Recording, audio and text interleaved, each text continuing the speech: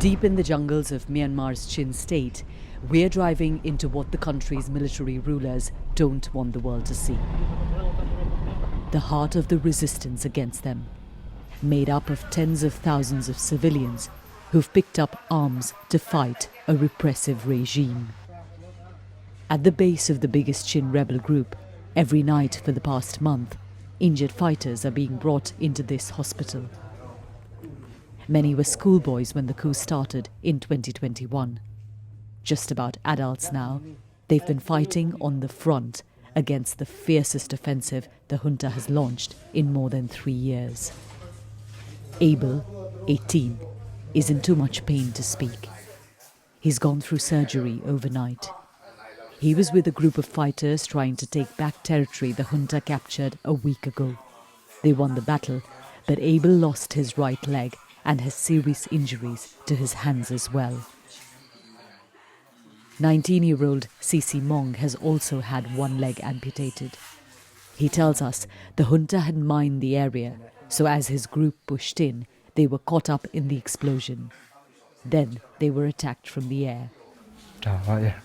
My friends dragged me with them even when the junta was raining bombs on us. I've lost my leg, but even if I have to give up my life, I'm happy to make the sacrifice so that future generations have a better life. The fresh offensive that's been launched by the military junta, which includes columns of hundreds of soldiers marching into different parts of the Chin state, airstrikes, drone strikes, you can really see the impact of all of that here. At this facility over the past few weeks, there's been scores and scores of injured brought in, their injuries telling of the ferocity of the battle that is taking place on the front lines.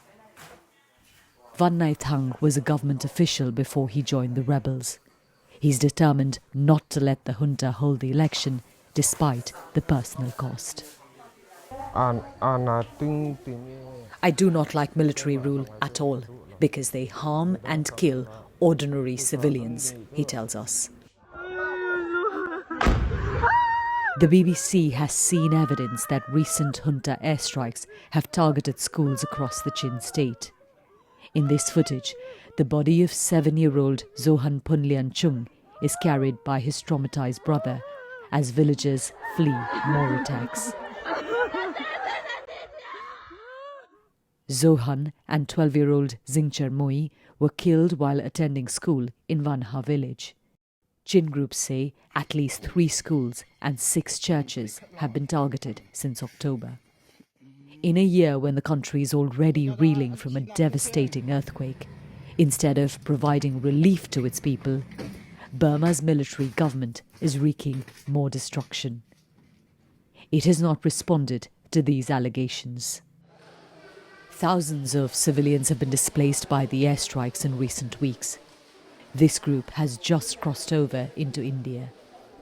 The trauma of what they went through to get to safety visible among them. Iang Zia Kim had to flee with her disabled husband and 2 children. We had no time to think about what to take with us. We were so terrified. We heard the sound of explosions, of fighter jets dropping bombs. We could see smoke. We grabbed some clothes and food and fled into the jungles nearby.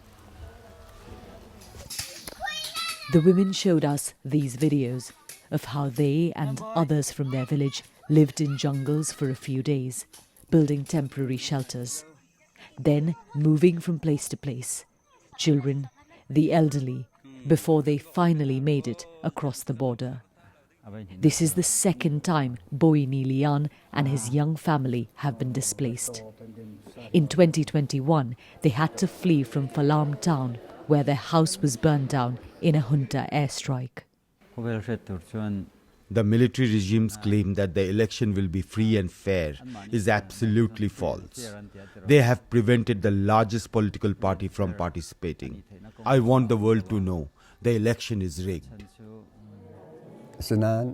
Raluk Thang says he's afraid of the junta. The military will force us to vote if they catch us. And if people don't do it, they will be arrested and tortured. Forced to flee his home at 80, Raluk Thang doesn't believe he'll live to see democracy restored in Myanmar, but hopes his grandchildren will witness it. Yogita, Limaye, BBC News.